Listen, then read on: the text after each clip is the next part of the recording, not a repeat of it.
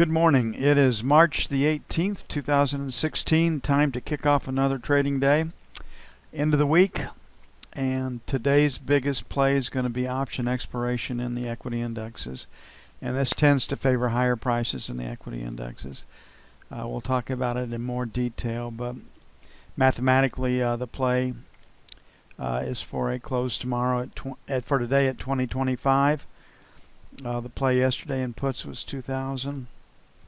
Calls once again 2030 to 2070 with 2050 the biggest, got the most buys, so split 2000 and split 2050 and you get 2025. And the E-mini is pointed higher this morning too. Looking at treasuries, I think we'll probably have a trading range depending on how strong the rally in equity are or is, and so probably a downward bias because of equity. So we're going to do a V split right here. Just go the longest line of letters, and that'll show us that we were getting lower highs. We have a J. We got a Q high, an S high, T period high, and then right here V period high. So this 8 to 12, maybe 10 to 14 is where resistance lies. And so we're going to sell 8s to 12s. And then 15s to 19s. And again, I think it's just going to be entirely tied to the direction of the E-mini. 2904 is the high volume number from yesterday. Would like to buy below that. So 29 even, 2904 will be buy one. And then 25 to 29 will be buy two. Today's news, consumer sentiment at 10 Eastern, 92.2. And Atlanta business inflation expectations plus 1.8%.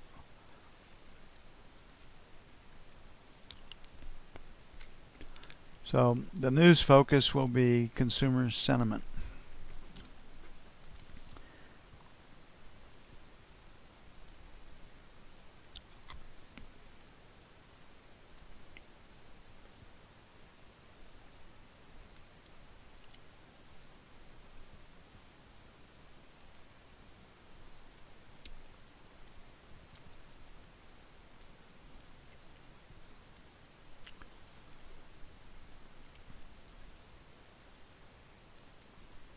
Looking at the 30-year,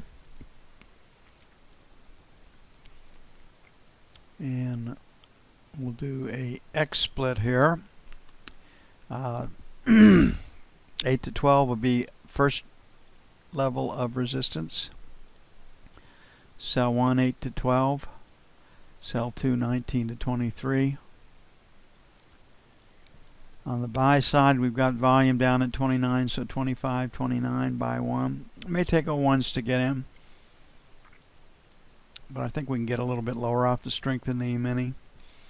And then 17 to 13 for buy two.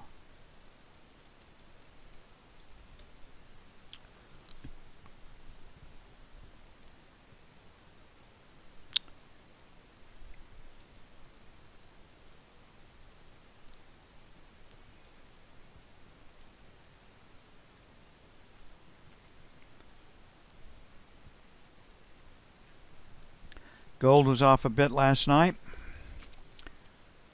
so risk-on investments are popular. Sell gold.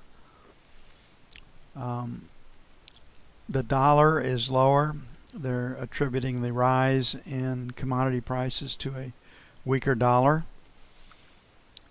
and that has been the case historically. When the dollar's down, commodity prices are up because everything is priced in the dollar. So pretty solid selling starting in London, coming all the way down. So 45 to 50 has been support. So first buy is going to be in this 51.49 area. And then 46.44 for buy 2. 54.56, picking up this low right here. Or little edge will be sell 1. Pretty aggressive, but and last rotate up was 61.59.61. Picking up these levels right here for sell 2.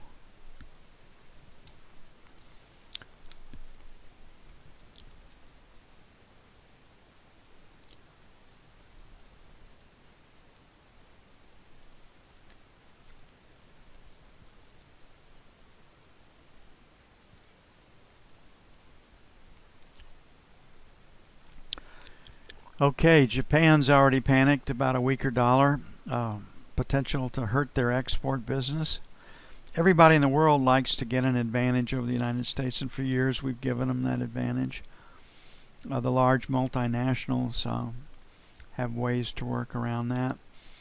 Our agriculture sector, I mean, if you need soybeans, if you need wheat, if you need corn from a reliable supplier, we're it. But it's amazing to me how much they howl. You know, the dollar's been on a tear to the upside. They kind of laugh with glee when that happens. It helps their business and it moves a tick or two against them. They don't like it, but you know, stuff goes up and stuff goes down. Okay, the breakout in London came from 12.62,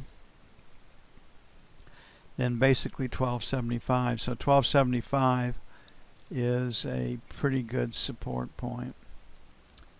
So buying this 12.75 area would be buy 1. 12.50 would be buy 2.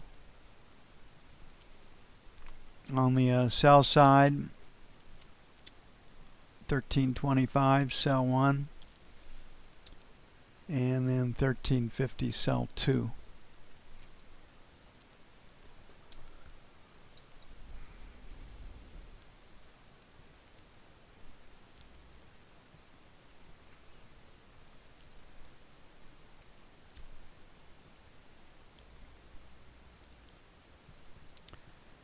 Crude oil made it to 41. There's probably more than a few hedges are being set in this $40 area. And if you're a long-term producer and if you have in trouble with your creditors and you're worried about cash flow, pretty popular back in the day when I worked with a lot of energy. People would be to hedge half of your production, lock in a price, and let the other half float with the markets. So if you got to break even at 35, if your balance sheet isn't very good, if your debt to equity ratio stinks, you lock in as a producer. You will lock in at these prices. So probably slow us a little bit, but the rally is being attributed to dollar weakness. My guess, there's still a short squeeze going on. Okay, so right here, 42.25, 42.50, that's resistance. That's sell 1. Then 42.75, 43, sell 2. On the buy side, 41.75, 41.50, buy 1. And then 41.25 by 2. And like we said yesterday, convergence to April prices won't start until Monday, if then.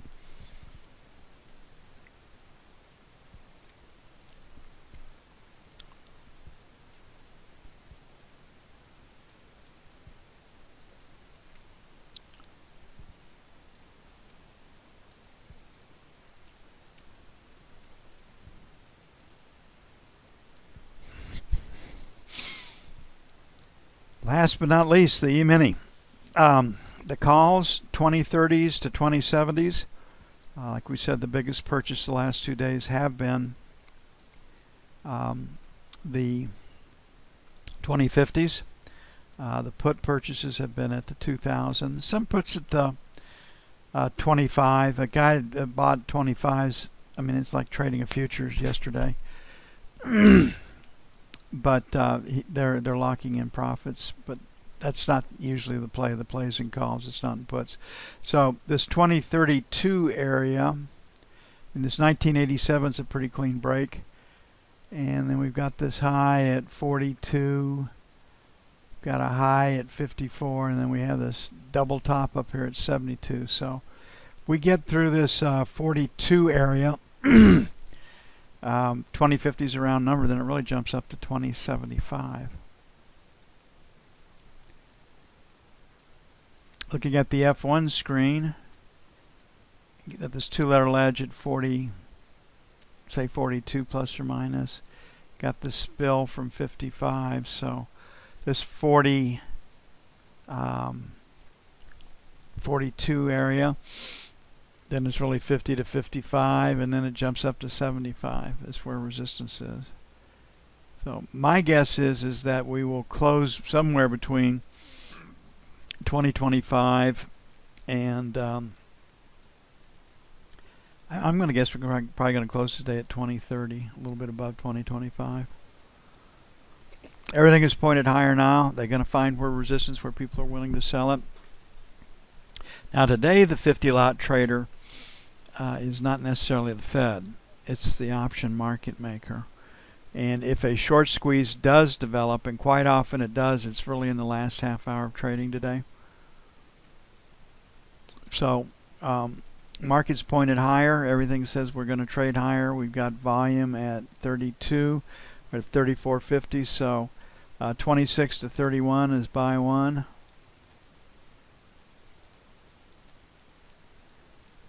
And then 21 to 15 is buy two. Sell. Let's make it 39 to 44. I think we can get there. I'll put a question mark at 35, sell one, and then 49 to 54. Could get out of hand, but I think if we do get that type of a rally, it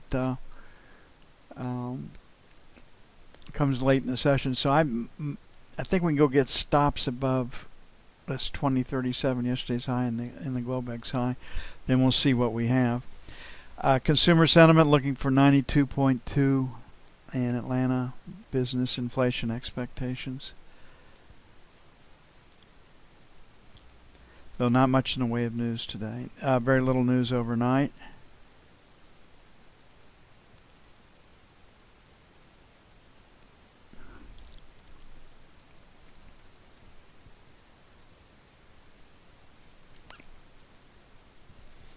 I've written nothing. It's going to take a while to get everything up and posted. I'll get busy on that, and I'll be back with you as soon as possible.